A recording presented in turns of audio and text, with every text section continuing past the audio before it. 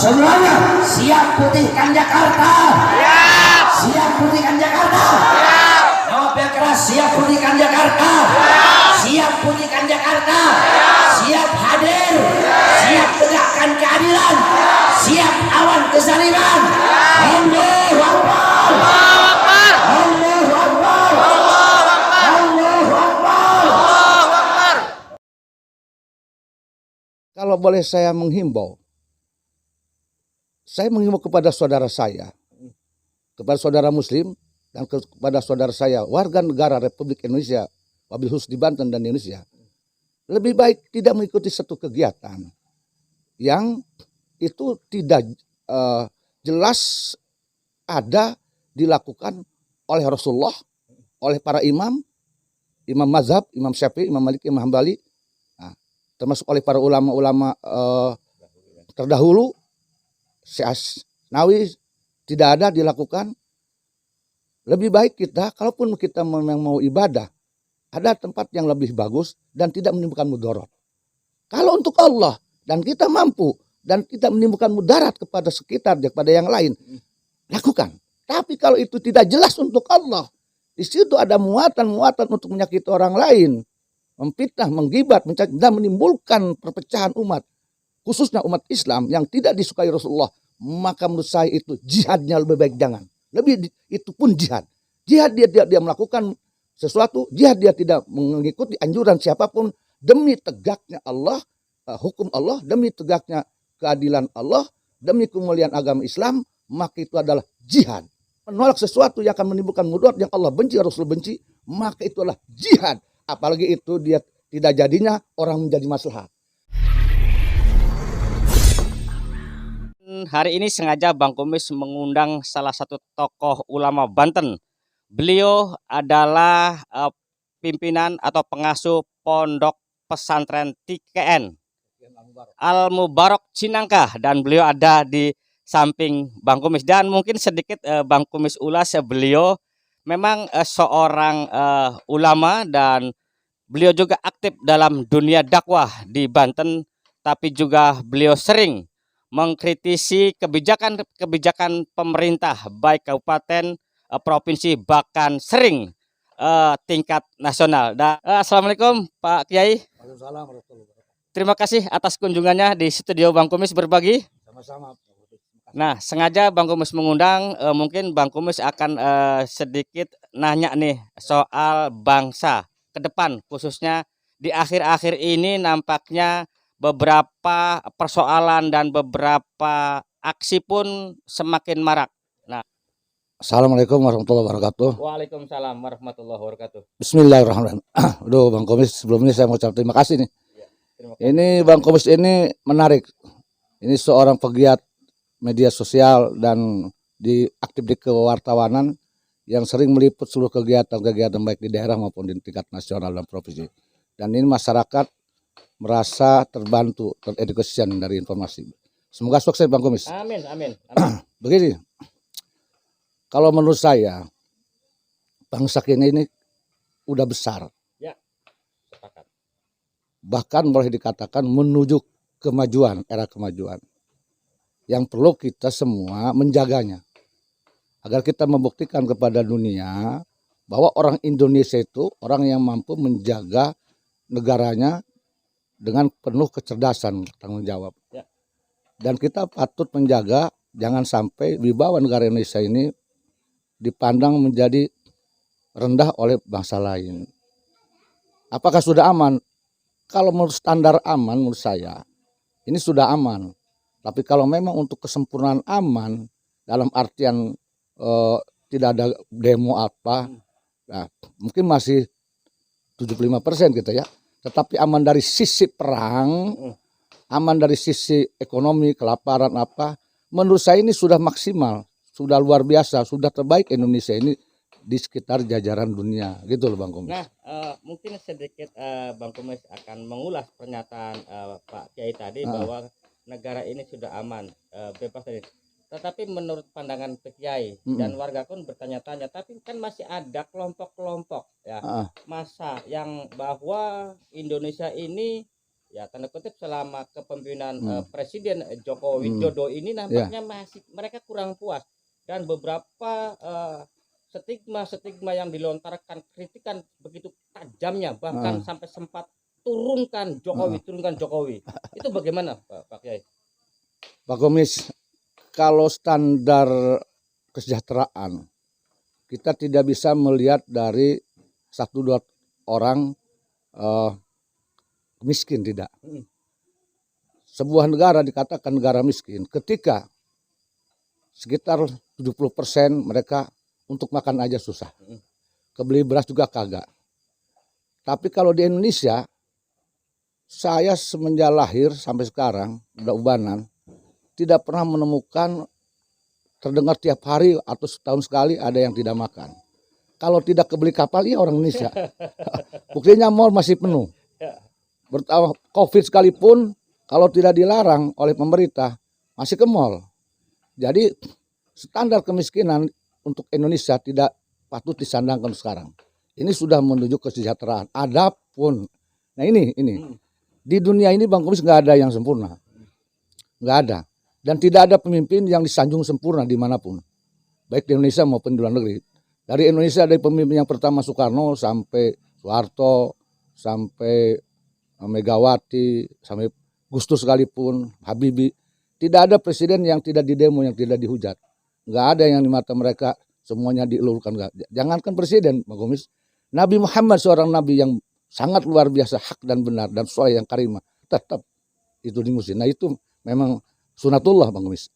Kembali kepada kesejahteraan. Mestinya orang Indonesia ini bersyukur. Semua sudah diakomodir oleh pemerintah. Bahkan dibantu. Sampai ke daerah-daerah. Sampai ketika COVID sekalipun, di mana Indonesia sedang ngebangun infrastruktur, sedang membangun sektor-sektor pertanian yang lain, dan SDM, khususnya untuk SDM umat Islam, oleh Pak Jokowi, terkena ujian dari Allah COVID, tetapi Indonesia tidak goncang. Bahkan menurut yang saya dengar, Indonesia ini peringkat kelima dunia yang ekonominya tetap kuat di sekitar negara yang lain yang terkena COVID. Yang lain ambruk, hampir ambruk. Indonesia ekonominya kelima. Ini sudah sangat luar biasa. Anugerah Allah yang patut disyukuri oleh seluruh warga negara. Wabil khusus umat Islam, wabil khusus ulama-ulama, wabil khusus yang ngaku ngerti agama. Bersyukur kepada Allah. Dahulukan bersyukur daripada menghujat. Informasinya di Jakarta tepatnya mengajak untuk memutihkan Jakarta, putihkan Jakarta, mengajak seluruh umat untuk ikut. Nah, itu kan ya kita semua mereka kan orang yang beragama. Menurut Pak Kiai ini aksi kelompok itu arahnya kemana, dan menurut Pak Kiai warga harus bagaimana? Begini, pertama saya harus tahu dulu, ini demo ini mengatasnamakan agama Islam, mengatasnamakan ulama, mengatasnamakan Muslim, atau mengatasnamakan organisasi. Nah, kalau ini mengatasnamakan agama Islam, mengatasnamakan Muslim, membawa ayat-ayat, membawa Quran dan lantunan salawat yang berkaitan dengan Allah dan Nabi, maka menurut saya harus jujur, Bang Muslim. Saya ini orang Islam, walaupun bodoh, saya orang Banten. Ini adalah mewakili bentuk penurunan, artinya tidak mewakili bentuk kemuliaan Muslim. Bahkan sebaliknya, ini salah satu mewakili bentuk kemunduran umat Islam. Langkah-langkah kemunduran umat Islam. Langkah-langkah yang membuat wajah kemuliaan Islam di mata dunia menjadi buruk. Dan kalau mewakili bangsa, ini membuat wajah kemuliaan, wajah keharuman Indonesia menjadi buruk. Kenapa sebabnya? Begini, Bang Komis. Ini kan demo, reuni, bukan sholat, bukan ngaji, bukan maulid. Kenapa saya harus bicara ini satu perbuatan yang mewakili kemunduran Islam, kemunduran bangsa ini? Karena kalau bicara Islam, ini harus jelas. Siapa yang dicontoh oleh mereka? Nabinya, imamnya, adakah yang diikuti dengan berbuat seperti itu? Yang kedua, tujuan demo dan reuni itu apa? Yang ketiga, apakah demo dan reuni ini memang untuk Allah atau selain Allah? Nah, di sini kita bisa mengetahui, Bang Komis, kalau dia mengatasnamakan Muslim, mengatasnamakan Islam, membawa ayat dan dikir, maka itu harus untuk Allah, Bang Komis, dari sisi tasawuf. Nah, dari sisi fikih itu harus sesuai dengan apa yang disyaratkan dalam fikih. Jadi antara fikih dan tasawuf itu bergandengan. Sebab dalam Islam ketika satu perbuatan hanya fikih yang dilakukan, tidak tasawuf, maka itu batil. Nah, menurut Imam At-Thaillah dalam Hikam, barang siapa berfikih tanpa bertasawuf, batil. Bertasawuf tanpa berfikih, jindik. Artinya kita melakukan satu kegiatan, jangankan itu demo, reuni, yang tidak ada dalam syarat rukun sebuah amal Islam ya. Seperti sholat kan nggak ada gitu. Apakah ini memang sebuah amal baru yang harus dilakukan oleh umat Islam khususnya di Indonesia? Diwajibkan umat Indonesia itu harus demo reuni tiap setahun sekali, atau apakah ini memang harus diadakan? Kan nggak ada. Maka ini menarik sekali. Ini menariknya. Apakah memang akan dimasukkan sebuah tadi kegiatan yang disunahkan oleh rakyat Indonesia, umat Islam khususnya? Jadi sesuatu ya hal langkah dalam agama selalu harus bergandengan fikih dan tasawuf. Nah, yang dilakukan oleh mereka fikih banyak. Berkumpul di satu tempat, oke, fikih. Berpakaian dengan rapi, nah, yang mereka kenakan apa tuh biasanya juga atau apa. Oke, itu fikihnya. Tapi ada tidak tasawufnya. Artinya tasawuf tujuan mereka ini untuk siapa? Untuk Allah. Kemudian natijahnya apa? Buahnya apa? Nah, kalau tujuannya Allah, artinya kolbunya harus bersih. Ketika itu rutinitas amaliah ibadah, fikih dan tasawuf dilakukan, berarti perbuatan tersebut jangan ada sesuatu yang Allah tidak suka, baik dari ucapan maupun tindakan, termasuk dalam sir. Pertama, ketika dia aktif dalam kegiatan tersebut, dalam demo, dalam reuni, bisa tidak dia menjaga lidah dari mencaci maki orang? Itu tasawufnya. Bisa tidak dia tidak menyakiti hati orang? Itu tasawufnya. Bisa tidak dia tidak gibat? Bisa tidak dia tidak fitnah? Tasawufnya. Hatinya penuh tidak kebencian, kehasudan, keirian, kenyinyiran, ke siapapun dia. Nah, kalau tidak bisa, maaf, kita harus jujur, kita belum bertasawuf. Oke, menurut saya potong dulu Pak Kiai ini. Karena pada ini akhirnya bahwa mohon izin para pemirsa, takut Bang Komis salah menyebutkan, tolong nanti dikritisi ya atau dikecaran, karena akhir-akhir ini label agama yang terus kita kibar-kibarkan dan sering mendengar di beberapa media juga ya mengatakan ini atas nama agama dan agama, akhirnya stigma agama sendiri dibikin masuk ke ranah politik. Tapi kan itu sebenarnya sah-sah saja Pak Kiai. Apakah ada larangan agama untuk orang agama ikut berpolitik? Itu kan pertanyaan saya, Bang. Bang Komis, yang saya tahu agama tidak melarang seseorang untuk berpolitik. Yang tidak boleh itu agama hanya dijadikan alat untuk dijual, untuk meraih politik. Hanya alat menjual agama untuk politik. Karena ini menurut saya, siapapun dia lakukan, walaupun saya yang melakukan, saya bukan pencinta agama. Saya bukan penyiar agama, saya pengkhianat agama. Saya yang merogi agama itu sendiri. Kalau mau, agama itu digunakan untuk controlling orang yang berpolitik. Orang politik dikontrol oleh agama. Agar politiknya memang lurus untuk Allah, bermanfaat untuk umat. Tetapi kalau agama ini justru dijadikan sebuah melegalisir kegiatan politik, tujuan politik, disuruh bohir atau apa, meruntuhkan kekuasaan seseorang hanya demi uang, perintah dan siapa. Lamun cek orang Banten teh mas eta mah jadikan budak kungkul. Kudu masuki. Nah itu jangan. Ini luar biasa. Akhirnya Bang Kumis pun perlu agar nggak ada penonton juga enggak. Pak Kiai ini asal ngomong. Tadi kepancing oleh Bang Kumis bahwa agama diperbolehkan untuk masuk ke dunia politik, tapi jangan sampai agama dijual. Apakah sudah ada tanda-tanda itu Pak Kiai, menurut Pak Kiai, selama kegiatan ya taruhlah saya katakan saja reuni Ya. 212, apakah ada indikasi ke arah situ sih atau gimana menurut Pak Kiai? Saya tidak wajib menuduh. Tapi kalau kekhawatiran mungkin saja terjadi karena itu bukan 1-2 orang. Ya. Apakah bisa jamin mereka-mereka yang melakukan demo 212 itu bersih semua, jujur semua, lurus semua niatnya, siapa berani? Ada tidak yang melakukan hal yang tidak puji? Nah ini siapa yang tanggung jawab ketika ada nanti oknumnya yang melakukan kegiatan yang tidak disukai oleh Allah? Siapa? Mau mereka tanggung jawab. Jadi indikasi ke sana wajar-wajar saja kita mungkin menduga ada. Nah ini yang kata saya, kalau mereka membawa nama Islam, Muslim, maka mereka sudah lagi mewakili umat Islam di Indonesia menjadi buruk.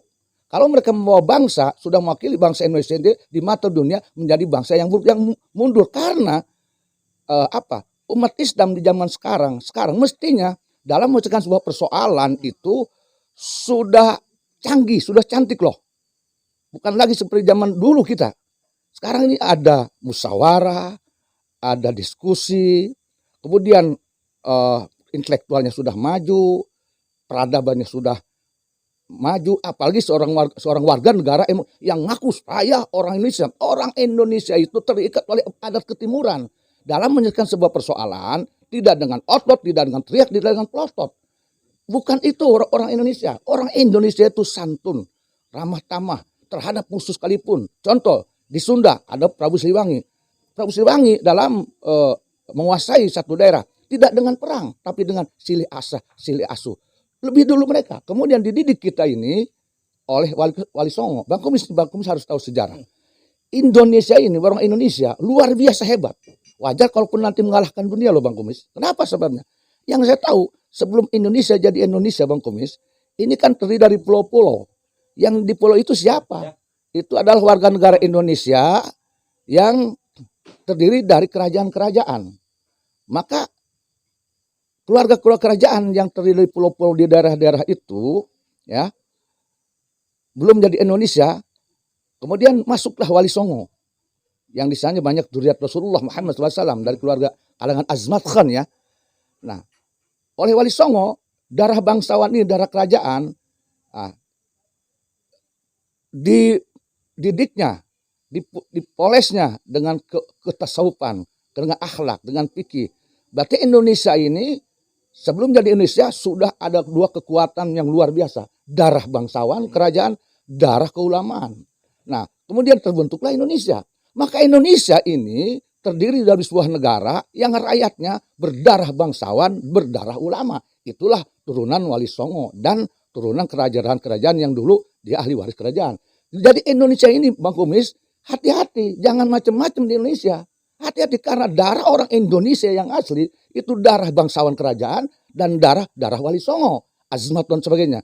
Maka saya sangat heran kalau ada orang yang tidak dengan etika berani berkoar seperti pedenya, seperti yakinnya mengajak orang untuk berkumpul. Dia tidak mikir di daerah tersebut ada yang lebih pintar, ada yang lebih baik, ada yang lebih tawadu, ada yang berani. Kalau saya sendiri Bang Kumis, jangankan untuk ngajak Islam se-Indonesia, Muslim Indonesia. Saya mau ngajak Muslim seserang aja. Saya ini kadang-kadang berpikir dalam kegiatan agama. Saya berpikir, nanti saya malu tidak ya? Jangan-jangan ada ulama yang lebih pintar dari saya. Saya malu tidak ya ngajak-ngajak umat Islam serang? Jangan-jangan ada ulama yang lebih tawadu. Saya mau ngajak sesuatu yang kurang baik umpamanya. Untuk demo. Saya nanya, apa saya malu tidak ya? Jangan-jangan ada yang lebih berani daripada saya. Jadi kita sungkem hati-hati. Karena dalam satu pendapat, setiap hutan ada harimaunya. Nah ini harus begitu. Begitu juga ketika kita Indonesia. Orang tuh kalau mau ngajak umat Islam Indonesia, nanya-nanya dulu di hati.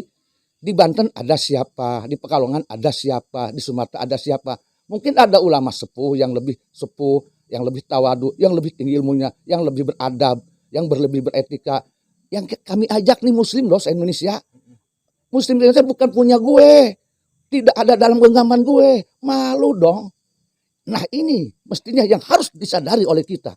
Agar Indonesia terjaga kemuliaannya. Agar Islam, umat Islam Indonesia terjaga kemuliaannya. Demikian Bang Gubis. Nah, menarik sekali.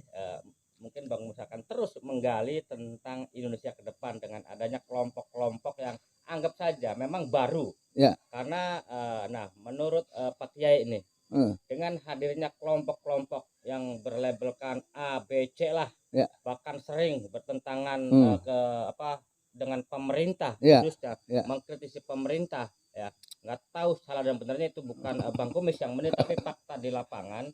Nah, dengan munculnya kelompok-kelompok mereka itu, menurut Pak Kiai apakah bisa?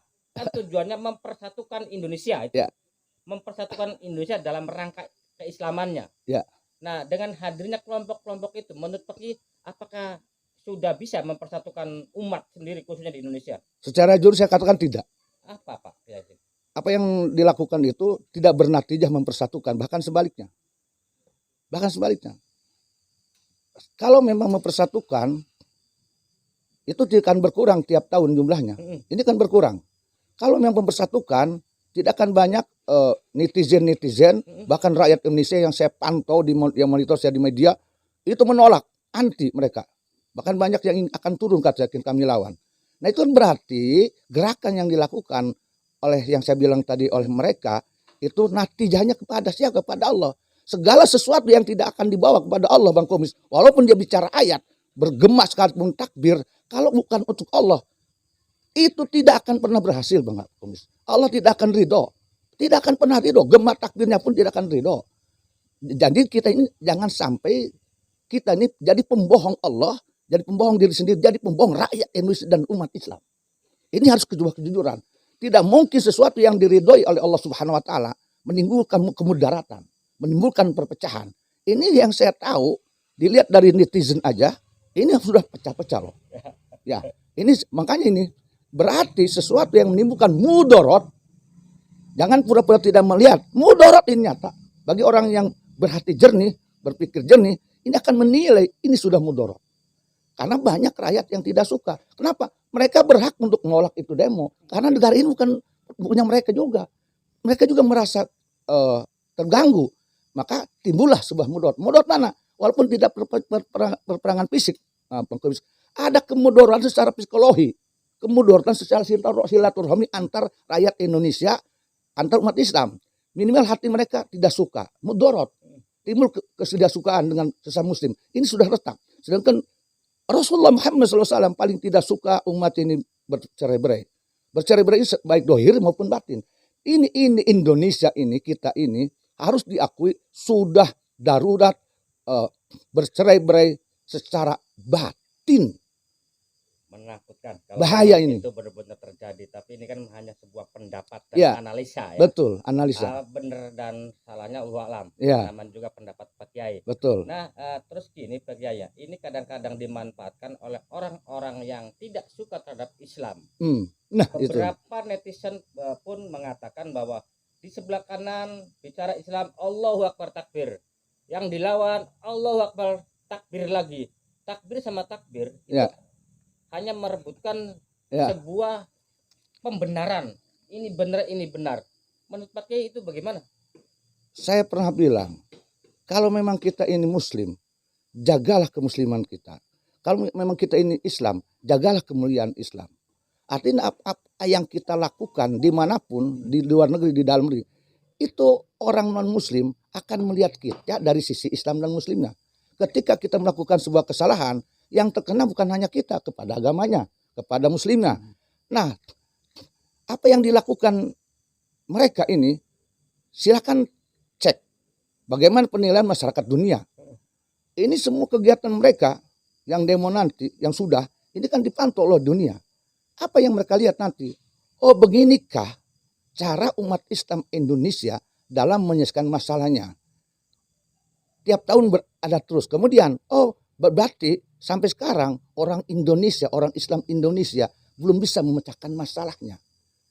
Dan beginikah cara orang Islam yang sudah maju, yang katanya Nabi-Nya Nabi Muhammad yang sangat luar biasa santun dan akhlaknya, tetapi ternyata tidak terwujud dalam persoalan tersebut. Buktinya menimbulkan kemudaratan. Ya kan mereka jadi aneh. Yang buruk siapa? Agama Islamnya. Yang buruk siapa? Muslimnya. Yang buruk siapa? Indonesianya. Yang buruk siapa? Rakyat Indonesianya. Lalu kita ini siapa untuk Indonesia? Terus apa untuk Islam? Ya, yang sudah kau berikan kemuliaan Islam, apa kemuliaan yang kau berikan kepada Islam dengan tingkah lakumu? Kemuliaan apa yang kau berikan kepada umat Muslim? Kemuliaan apa yang sudah kau berikan kepada negara ini dengan tingkah laku dan ucapan? Jangan-jangan kita malah sebaliknya. Na'udzubillah, summa na'udzubillah. Ini yang dikatakan oleh saya ini. Maka Islam khawatir akan asfalas safilin. Mundur lagi ke belakang.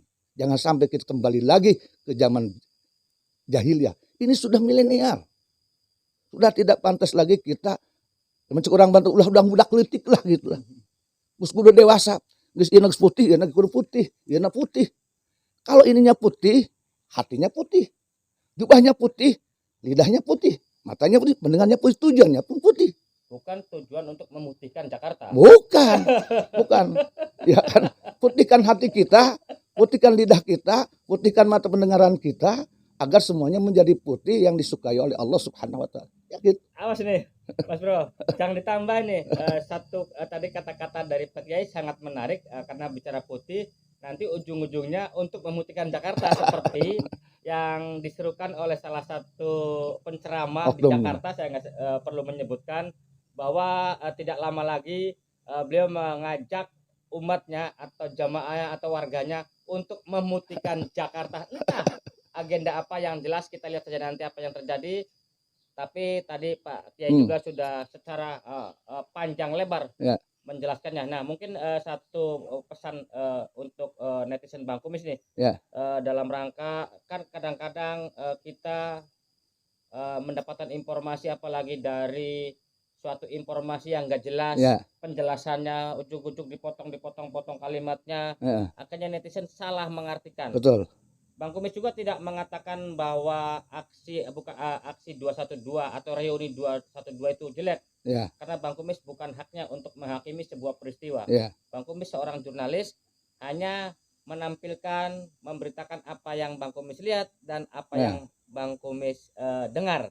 Seperti hari ini. Nah, untuk pesan nih untuk warga Banten, Indonesia khususnya, dengan adanya kegiatan tersebut, apa Pak sarannya Pak?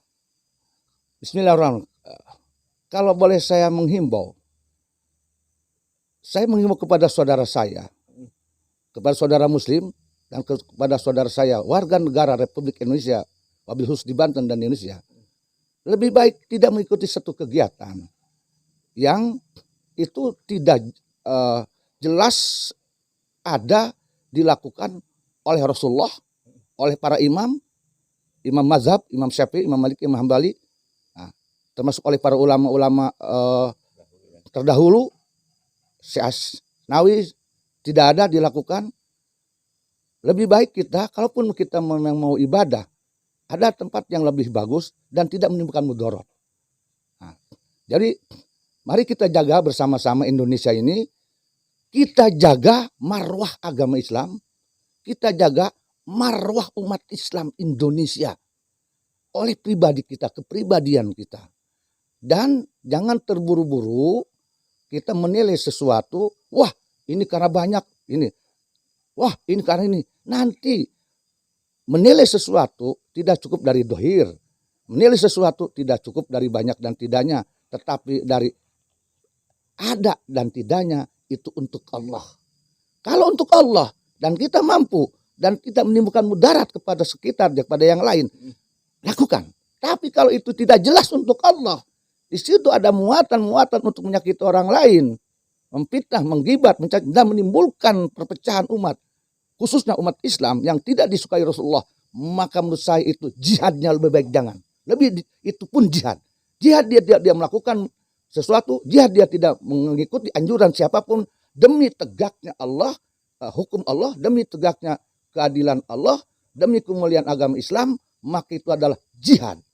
Jadi jihad itu bukan berarti harus berangkat, tidak mengikuti, mengurungkan, menolak sesuatu yang akan menimbulkan mudarat yang Allah benci, Rasul benci, maka itulah jihad. Apalagi itu dia tidak jadinya orang menjadi maslahat. Membatalkan tidak berangkat, menimbulkan maslahat untuk umat, untuk Indonesia, itu menurut saya adalah bagian jihad yang murni. Daripada kita berangkat, menimbulkan mudarat kepada yang lain, orang banyak sakit hati, orang banyak terpecah belah, wabil khusus batiniah hati umat Islam terpecah belah gara-gara kegiatan itu. Nauzubillah, saya sangat tidak setuju. Luar biasa. Nah itulah pemerintah bincang-bincang Bang Kumis. Sengaja di hari ini Bang Kumis mengundang beliau di saat kesibukannya mau ke Jakarta, tapi Bang Kumis minta waktu hanya beberapa jam, mungkin tidak ada 1 jam, untuk mampir ke studio Bang Kumis, dan beliau alhamdulillah bisa hadir di channel Bang Kumis Pagi. Ya, makasih. Dan saya ucapkan terima kasih. Siap, makasih. Makasih Bang Kumis, makasih.